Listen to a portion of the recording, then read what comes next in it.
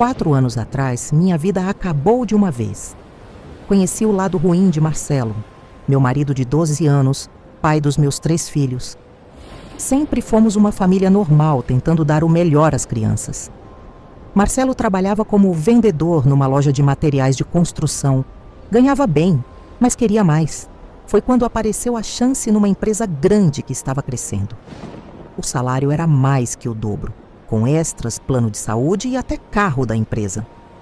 No dia que recebeu a proposta, Marcelo chegou em casa muito feliz. Trouxe salgadinhos, refrigerante para as crianças e um vinho bom para nós. Jantamos todos juntos, comemorando. As crianças ficaram muito alegres quando ele contou que agora poderíamos ir à praia nas férias, trocar o carro velho, talvez até comprar uma casa. Depois que as crianças dormiram, Marcelo abriu o vinho. Conversamos muito, lembrando dos tempos difíceis, das contas atrasadas, do que passamos juntos. Parecia que finalmente a vida estava melhorando. Aquela noite foi especial, nos aproximamos como não acontecia há muito tempo. A rotina tinha nos afastado, mas naquela noite éramos de novo o casal apaixonado de antes. Nos primeiros meses tudo ia bem. Marcelo chegava animado, falando sobre os clientes importantes, as reuniões, os negócios que fechava. Começou a se vestir melhor, cortou o cabelo num lugar caro, passou a usar perfume bom. Estava confiante, feliz. Em casa era atencioso, presente, carinhoso com as crianças. Até que começaram as viagens a trabalho, os jantares com clientes, as reuniões que duravam a noite toda. No início, eu entendia. Era parte do novo cargo, das novas tarefas. Mas logo vi mudanças. O celular que nunca largava. As senhas que apareceram em todos os aparelhos. As ligações que ele atendia no banheiro com a porta fechada. O cheiro diferente nas camisas. As desculpas cada vez maiores para chegar tarde. Quando perguntava, Marcelo ficava bravo. Dizia que eu não entendia a pressão que ele tinha, que eu devia agradecer pela vida que agora tínhamos. E de fato nossa vida tinha melhorado. Mudamos para um apartamento maior, as crianças foram para a escola melhor, trocamos de carro. Mas a que preço? Marcelo estava cada vez mais distante, sem paciência, crítico. Já não conversávamos, não fazíamos coisas juntos em família. Ele sempre tinha uma desculpa, sempre estava cansado ou com trabalho urgente. Achei que havia outra pessoa. Os sinais estavam todos lá. Decidi procurar provas. Não gosto de mexer nas coisas dos outros, mas meu casamento estava em risco. Esperei ele sair para o trabalho e revirei seu escritório em casa. Achei notas de restaurantes caros em dias que ele disse estar em reuniões na empresa, contas de hotel na cidade mesmo, não em viagens. Um recibo de joalheria com um valor muito alto, joia que nunca chegou até mim. A certeza veio quando achei um segundo celular escondido na gaveta de meias. Estava bloqueado, mas as mensagens apareciam na tela. Textos de alguém salvo como AS Consultoria. Mensagens carinhosas, íntimas, planos de encontros. Meu mundo caiu. Chorei o dia inteiro entre raiva e tristeza. Quando Marcelo chegou, mostrei as provas. Primeiro negou, depois tentou diminuir a importância, até que finalmente confessou. Estava tendo um caso com Amanda, a nova diretora financeira. Jovem, com carreira, sem filhos ou compromissos. Disse que não era nada sério, que era só uma aventura, que nunca pensou em deixar a família. Pedi que saísse de casa naquela mesma noite. Não queria, implorou, prometeu terminar o caso. Fui firme. Não conseguiria dormir na mesma casa que ele sabendo de tudo. Quando a porta fechou, caí no chão da sala. 12 anos de casamento, 3 filhos, tantos planos e sonhos, tudo acabado. Como falaria com as crianças? O que seria de nós agora? Nos dias seguintes, vivi como um robô. Cuidava das crianças sem pensar. Sorria quando precisava, mas por dentro estava morta. Marcelo ligava várias vezes ao dia, mandava mensagens, pedia para conversarmos. Dizia estar num hotel que tinha terminado com Amanda, que queria voltar. Deixei que visse as crianças, mas não queria falar sobre voltar. Precisava pensar em tudo. Minha mãe achava que devíamos tentar de novo. Minha irmã dizia para eu pedir divórcio logo. Minha cabeça estava confusa. Foi quando encontrei um grupo online de mulheres traídas. Entrei apenas para desabafar, mas o que descobri mudou tudo. Uma das participantes, que se identificava apenas como Coruja, mandou uma mensagem privada. Dizia que tinha passado pela mesma situação e que havia um caminho diferente da terapia ou do divórcio. Falou de rituais antigos, de justiça espiritual, de amarrações que fariam Marcelo pagar pelo que fez. No início achei loucura. Nunca acreditei nessas coisas. Fui criada na igreja, embora já não frequentasse há anos, mas a raiva e a dor me consumiam. Queria que Marcelo sofresse como eu estava sofrendo. Queria que Amanda pagasse por destruir minha família. Respondi à mensagem. Conversei com Coruja por semanas antes de decidir. Ela explicou os trabalhos e o que eu precisaria fazer. Parte de mim achava bobagem. Outra queria vingança. A raiva venceu. Juntei os materiais. Uma camisa de Marcelo, uma foto dele e uma foto de Amanda. O ritual seria numa noite de lua nova. Comprei velas pretas, uma faca nova, sal grosso, arruda e comigo ninguém pode. Encontrei uma encruzilhada afastada. Cheguei à meia-noite, apavorada, mas determinada. Acendi velas, desenhei símbolos, coloquei a foto e a camisa no centro, derramei cachaça, espalhei sal, queimei ervas, recitei palavras estranhas. No final, cortei meu dedo e deixei cair sangue sobre as fotos. Senti um vento frio. Ouvi sussurros ao redor. Nos dias seguintes, nada mudou. Achei que tinha sido bobagem. Até que Marcelo foi demitido. Descobriram que manipulava números. O caso com Amanda acabou. Ela o denunciou. O ritual funcionou? Contei. A Coruja, que disse ser apenas o começo. Precisava reforçar com um segundo ritual, sacrificando um animal. Hesitei. Enquanto isso, as coisas pioraram para Marcelo. Não conseguia emprego, economias acabando, carro tomado. Visitava as crianças abatido, com pesadelos constantes. Amanda sofreu um acidente que deixou cicatrizes no rosto. No trabalho, projetos davam errado, pessoas a evitavam. Parte de mim sentia satisfação, outra parte medo. Fiz o segundo ritual, mas sem sacrifício animal. Usei frutas e bebidas. Coruja avisou que o efeito seria mais fraco. Coisas estranhas começaram em casa. Objetos mudavam de lugar. Luzes acendiam sozinhas. Passos no corredor. Crianças viam sombras. Meu filho de 6 anos conversava com um amigo invisível, um homem escuro. Bianca, minha filha de 10 anos, acordou gritando. Via um homem preto que dizia estar ali por minha causa. Gelei. Nunca falei do ritual com as crianças. Os fenômenos aumentaram. Portas batiam, copos caíam. Cheiro de podre pela casa. Coruja sumiu. Seu perfil no grupo desapareceu. Estava sozinha. Uma noite acordei com um peso no peito. Vi uma sombra ao pé da cama. No dia seguinte, Amanda foi encontrada morta. Caiu no banheiro, bateu a cabeça e sangrou até morrer. Marcelo me ligou em pânico. Dizia ser perseguido, ouvir vozes. Uma semana depois, ele sumiu sem deixar rastros. A polícia não encontrou pistas. Eu deveria sentir alívio, mas só sentia medo. O que tinha libertado? As manifestações em casa pioraram. Meu filho adoeceu com febre inexplicável.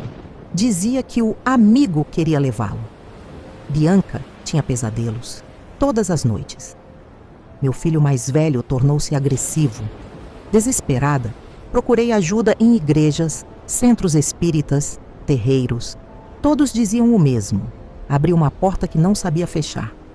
Um pai de santo explicou que a entidade não se contentaria com Marcelo e Amanda. Queria minha família, queria as crianças. Precisava desfazer o trabalho, mas sem Coruja estávamos vulneráveis.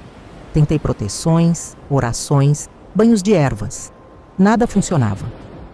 Uma noite, encontrei meu filho mais novo agitado na cama, falando com alguém invisível. Quando me viu, disse que o homem preto estava bravo comigo, que eu tinha prometido algo e não cumpri. Levei as crianças para a casa da minha mãe e fiquei sozinha para enfrentar o que quer que fosse. Naquela noite, sentada na sala escura, senti uma presença forte. O ar ficou pesado, difícil de respirar. As luzes piscaram. Ouvi passos pelo corredor, portas batendo. Tentei manter a calma, segurar o medo. Estava decidida a acabar com aquilo. Segui as instruções do pai de santo para um ritual de limpeza. Acendi velas brancas, espalhei sal grosso pela casa, queimei ervas de proteção. Orei como nunca tinha orado antes. Pedi perdão pelo que tinha feito, implorei proteção para meus filhos, prometi nunca mais mexer com essas forças. Enquanto realizava o ritual, senti a resistência da entidade. O vento aumentou dentro da casa, apagando as velas. Objetos caíam das prateleiras. O cheiro de podre ficou insuportável. Continuei firme, determinada a terminar. Quando derramei água benta nos cantos da casa, ouvi um grito agudo, inumano. Depois, silêncio. Um silêncio profundo, como se o mundo tivesse parado. Não sei se funcionou completamente, mas as manifestações diminuíram. As crianças voltaram para casa. Meu filho mais novo melhorou da febre. Bianca ainda tinha pesadelos ocasionais, mas menos intensos. Achei que talvez tivéssemos nos livrado daquilo. Até que 3 semanas depois, recebi uma carta anônima. Dentro, apenas um papel com uma mensagem. O acordo não foi cumprido. Ainda estou esperando. Depois daquela carta anônima, não dormi direito. Tentei encontrar Coruja novamente, mas ninguém a conhecia. Uma noite, encontrei um fórum antigo. Uma usuária chamada Coruja Noturna respondia sobre vingança espiritual. Num post, ela explicava que os rituais eram apenas a primeira parte. A pessoa abria uma porta e se oferecia como canal. A vingança acontecia, mas o preço era a própria pessoa e sua família. Era uma armadilha. Enquanto lia isso, meu celular tocou. Uma voz distorcida sussurrou que eu não podia fugir do acordo. Fui a um centro de Umbanda. Contei tudo ao pai de santo. Ele explicou que eu havia feito um pacto com um Exu. O Exu cumpriu sua parte. Destruiu Marcelo e Amanda. Agora queria o pagamento. Quando fiz o ritual com raiva, ofereci energia negativa. O Exu usou essa energia e agora queria mais. Queria se alimentar do medo da minha família. Havia uma solução. Precisaria fazer um trabalho de descarrego e proteção. Teria que me purificar. Jejuar, tomar banhos de ervas, fazer oferendas e, principalmente, perdoar Marcelo, Amanda e a mim mesma. Sem perdão verdadeiro, o Exu sempre encontraria uma brecha. Comecei o processo. Foi difícil. Durante esse período, as manifestações em casa aumentaram. Os pesadelos das crianças voltaram piores. Objetos voavam pelos cômodos. Uma noite, todas as fotos de família foram encontradas com os rostos riscados. O pai de santo veio fazer uma limpeza. Trouxe auxiliares. Durante o ritual, um auxiliar caiu no chão, convulsionando, falando com voz estranha. Dizia que não iria, embora que eu pertencia a ele. O pai de santo enfrentou a entidade. Depois de quase 1 hora, algo cedeu. O pai de santo disse que a entidade havia recuado, mas não desistido. Antes de ir, me deu um patuá de proteção para cada membro da família. Na manhã seguinte, a escola do meu filho ligou. Ele tinha desmaiado durante a aula. Levei-o ao hospital. Os médicos não encontraram nada físico. Meu filho disse que o homem preto apareceu na escola. Estava bravo por causa do patuá. Tentou arrancar do pescoço dele, mas não conseguiu. Então disse que se não tirasse aquilo, faria ele dormir para sempre. Nos dias seguintes, intensificamos as proteções. As manifestações diminuíram. As crianças dormiam melhor. A sensação de presença foi enfraquecendo. Achei que estávamos vencendo, até que recebi uma ligação do meu ex-sogro. Ele queria saber se eu tinha notícias de Marcelo. Fazia meses que não conseguia falar com o filho. A polícia não tinha pistas do desaparecimento. Neguei. Como explicar o que havia feito? Naquela noite sonhei com Marcelo. Ele estava num lugar escuro, acorrentado. Seu corpo estava magro, coberto de feridas. Olhava para mim implorando ajuda. Acordei assustada. O pai de santo havia me avisado que isso poderia acontecer. Era o Exu tentando me manipular através da culpa. Tentei ignorar, mas o sonho se repetiu nas noites seguintes. Um mês depois do início da purificação, as manifestações pararam completamente. As crianças não tinham mais pesadelos. A casa parecia leve novamente. O pai de santo disse que o Exu havia desistido, pelo menos por enquanto, mas me advertiu para nunca tirar os patuás, nunca deixar de fazer as proteções que me ensinou. Fiquei aliviada, mas não totalmente em paz. Ainda sonhava com Marcelo ocasionalmente. Ainda me perguntava onde ele estaria, se ainda estava vivo. Eu havia causado seu desaparecimento. Eu havia destruído sua vida, assim como ele destruiu a minha. 3 meses depois, quando as coisas pareciam ter voltado ao normal, encontrei uma caixa na porta de casa. Dentro havia uma camisa de Marcelo, a mesma que usei no ritual. Estava manchada de sangue. Junto um bilhete. Ainda não acabou. A camisa ensanguentada e o bilhete me deixaram em pânico. Liguei para o pai de santo. Ele examinou os itens e disse que poderia ser uma manipulação do Exu para me assustar. Pegou a camisa e o bilhete para fazer uma limpeza e me orientou a reforçar as proteções da casa. Naquela noite, não consegui dormir. Por volta das 3 da manhã, ouvi batidas ritmadas na porta. 3 rápidas, pausa, 2 lentas. Não tive coragem de verificar. Fiquei acordada até o amanhecer. Na manhã seguinte, encontrei marcas estranhas na porta. O pai de santo disse que eram pontos riscados de Exu, uma forma de marcar território. Ele limpou as marcas e desenhou símbolos de proteção. As semanas seguintes foram tensas. As manifestações voltaram. Luzes piscavam. Objetos caíam. As crianças tinham pesadelos. Meu filho dizia que o homem preto aparecia às vezes, mas não conseguia se aproximar por causa do patuá. Um dia, voltando do trabalho, fui seguida por um homem alto vestido de preto. Quando entrei numa loja para despistá-lo, ele desapareceu. O pai de santo disse que o Exu poderia estar tentando se manifestar fisicamente. Comecei a receber ligações estranhas. Mudei meu número, mas elas continuaram. A professora de Bianca me disse que ela estava desenhando figuras perturbadoras, sombras com olhos vermelhos, símbolos estranhos. Uma noite, ouvi batidas na janela do meu quarto. Vi um vulto do lado de fora. Alto demais, fino demais, com braços longos. Dormimos todos juntos com as luzes acesas. O pai de santo trouxe reforços. 3 médiuns fizeram uma limpeza completa na casa. Durante o ritual, um dos médiuns incorporou uma entidade que disse que o Exu estava furioso porque eu tentava escapar do acordo. Ele havia cumprido sua parte.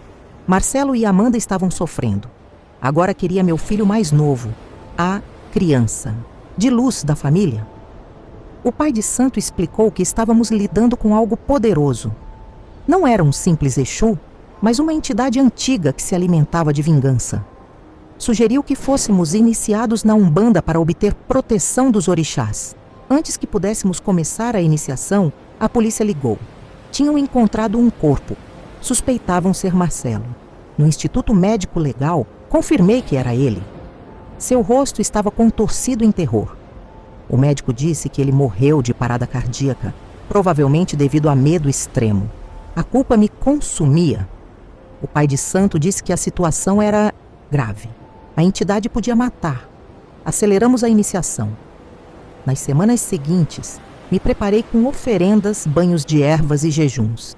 A cerimônia aconteceu numa noite de lua cheia. Recebi meu orixá protetor, Iansã, senhora dos ventos e tempestades. Também recebi meu guia, uma preta velha chamada Vovó Catarina.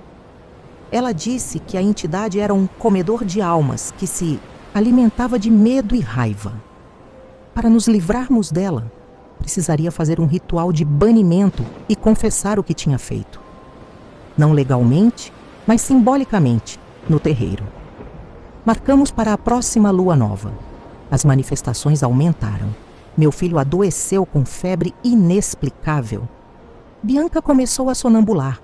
Meu filho mais velho tinha acessos de raiva. Na noite do ritual, levei as crianças ao terreiro.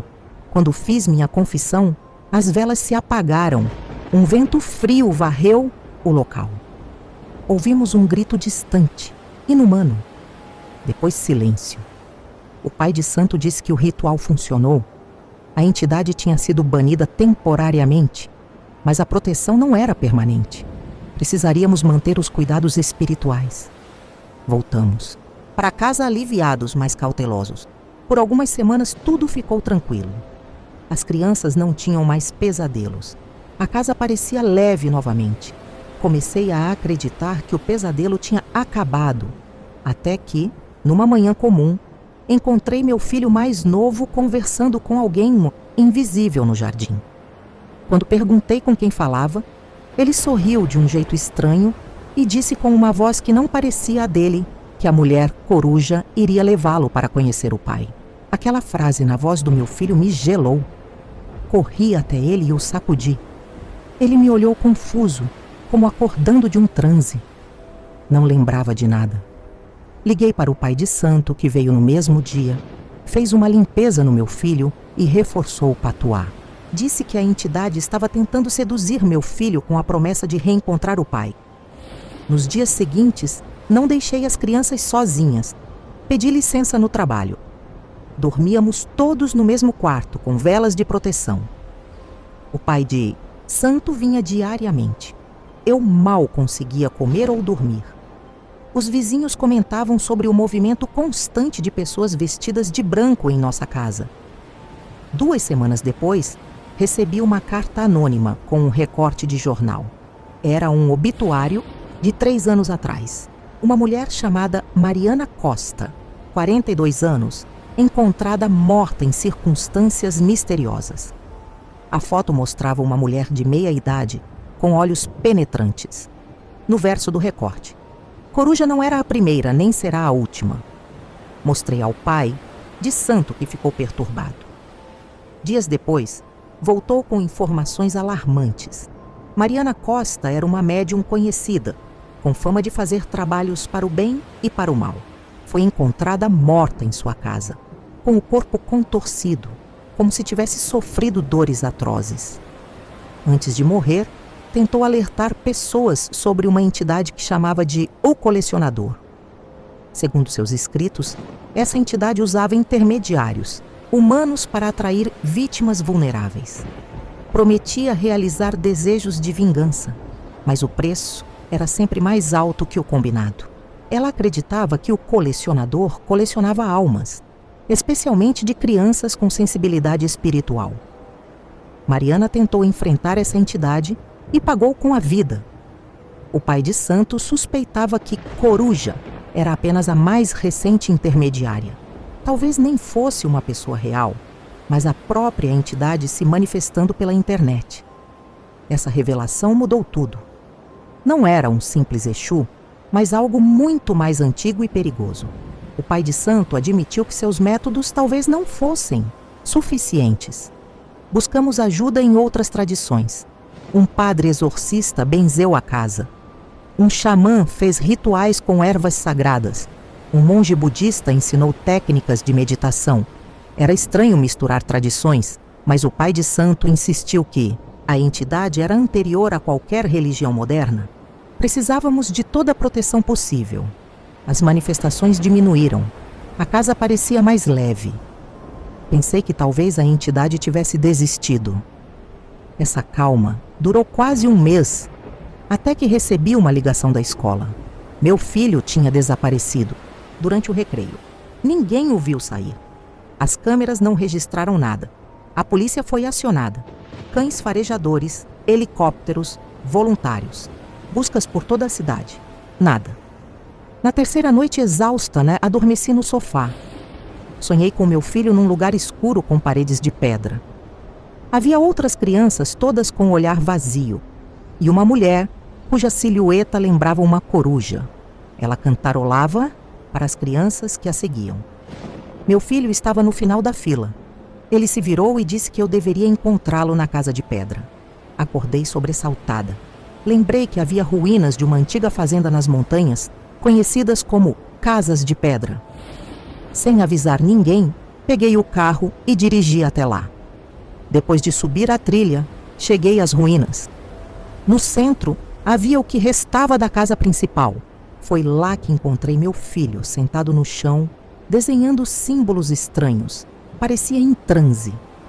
Ao seu lado, uma boneca de trapos com botões pretos nos olhos, um fetiche para incorporação. Quando tentei me aproximar, senti uma barreira, invisível. O ar estava pesado. Ouvi sussurros dizendo que eu o havia perdido, que ele pertencia à entidade. Tirei meu patuá e comecei a rezar. Joguei água benta, queimei ervas. A resistência diminuiu. Consegui me aproximar. Num movimento rápido, peguei a boneca. Senti dor intensa. Meu filho gritou com uma voz que não era a dele. Coloquei fogo na boneca. Ouvi gritos terríveis. Meu filho convulsionou e depois desmaiou. Quando a boneca virou cinzas, tudo parou. Peguei meu filho nos braços e saí. No caminho, ele acordou brevemente. Seus olhos estavam lúcidos. Sorriu e disse que tinha sonhado coisas estranhas. Levei-o ao hospital. Os médicos não encontraram nada físico de errado. O pai de santo fez uma limpeza completa. Disse que a entidade havia sido expulsa temporariamente, mas precisaríamos continuar vigilantes. Meu filho não se lembrava de nada. As manifestações cessaram gradualmente. Mudamos de cidade 1 ano depois. Às vezes ainda sinto que estamos sendo observados. E ocasionalmente encontro símbolos estranhos nos cadernos do meu filho. A vingança teve um preço muito alto e continuamos pagando. 3 anos se passaram desde que mudamos de cidade. Construímos uma vida nova, aparentemente normal. As crianças se adaptaram bem. Meu filho mais novo não tem lembranças do que aconteceu. Encontrei um emprego numa loja de artesanato. O salário não é muito, mas dá para viver. As crianças estão em escolas públicas. Mantemos uma rotina tranquila. Evito relacionamentos. Depois de tudo, ficou difícil confiar. Prefiro focar nos meus filhos. Continuamos com as proteções espirituais, menos intensas que antes. Os patuais foram renovados. Fazemos defumações regularmente. Mantemos água benta em casa. Preservamos um pequeno altar com símbolos de várias tradições.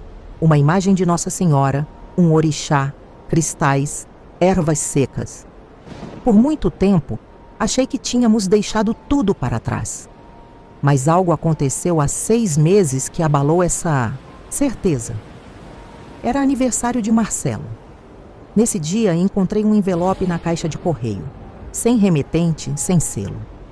Dentro havia uma foto antiga de Marcelo com as crianças. No verso, escrito com a caligrafia dele: "Sinto falta deles. Você os afastou de mim." Fiquei em choque. Marcelo estava morto. Eu vi seu corpo. Identifiquei-o no IML. Como poderia ter escrito aquilo? O pai de santo me orientou a queimar a foto imediatamente, com sal grosso e arruda. Disse que era uma manipulação da entidade. Segui o conselho, mas a dúvida ficou. Pesquisei sobre a morte dele. Pedi cópias do laudo, reli reportagens. Tudo indicava que era mesmo Marcelo. DNA, impressões digitais, registros dentários. Então, quem enviou a foto? As perguntas me atormentavam. Reforçamos as proteções da casa. 2 semanas depois, meu filho mais novo começou a ter febre alta. Os médicos não encontraram causa física. A febre vinha e ia, sempre mais forte à noite. Durante os episódios, ele falava coisas estranhas, com uma voz diferente. Mencionava um amigo escuro que visitava seus sonhos. O pai de santo fez uma limpeza energética. Disse que a entidade estava tentando possuir meu filho aos poucos, através dos sonhos. A febre passou, mas meu filho continuou diferente. Mais quieto, introvertido. Na escola, a professora notou mudanças. Ele desenhava figuras perturbadoras, sombras com longos braços, símbolos estranhos. Levei-o a um psicólogo. O profissional sugeriu um transtorno dissociativo. Recomendou terapia e medicação. Não contei sobre nosso passado com bruxaria? Quem acreditaria? Aceitei as recomendações médicas, mas continuei com as proteções espirituais. Meu filho começou a tomar um antipsicótico leve. Parecia ajudar, mas à noite às vezes o pegava conversando sozinho.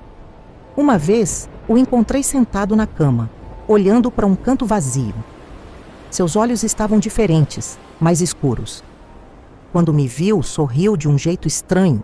Não era o sorriso dele. O pai de santo disse que estávamos numa batalha de longo prazo. A entidade era paciente. Estava usando uma estratégia de desgaste. Há um mês, meu filho mais velho me confrontou. Tinha encontrado meu diário. Queria saber se eu realmente tinha feito um trabalho de magia negra contra o pai. Confirmei tudo.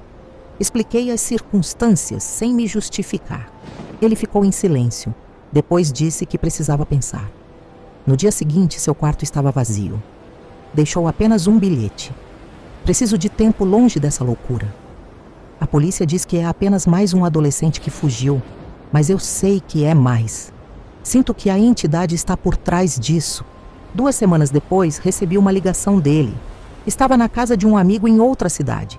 Disse que precisava de espaço para processar tudo. Não me culpava exatamente, mas também não conseguia conviver com o que eu havia feito. Pediu tempo. Agora somos apenas eu, minha filha e meu filho mais novo. Continuamos nossa rotina. Mantenho contato com meu filho mais velho por telefone. Ele está trabalhando, terminando os estudos. Diz que talvez volte quando estiver pronto. A entidade continua nos rondando. Nos dias de lua nova, as crianças têm pesadelos.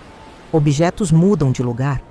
Às vezes encontro símbolos desenhados nas paredes que não estavam lá antes. O pai de santo diz que provavelmente nunca nos livraremos completamente dela. Algumas portas nunca se fecham totalmente.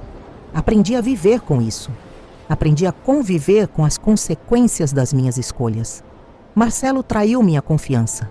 Eu busquei vingança e trouxe algo pior para nossas vidas. Só posso seguir em frente protegendo o que resta da minha família. Talvez um dia meu filho mais velho volte.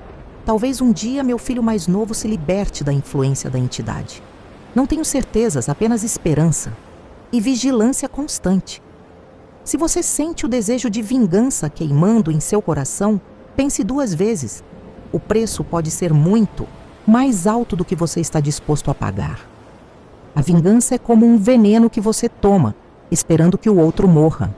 No meu caso, o veneno continua correndo nas veias da minha família, mesmo anos depois.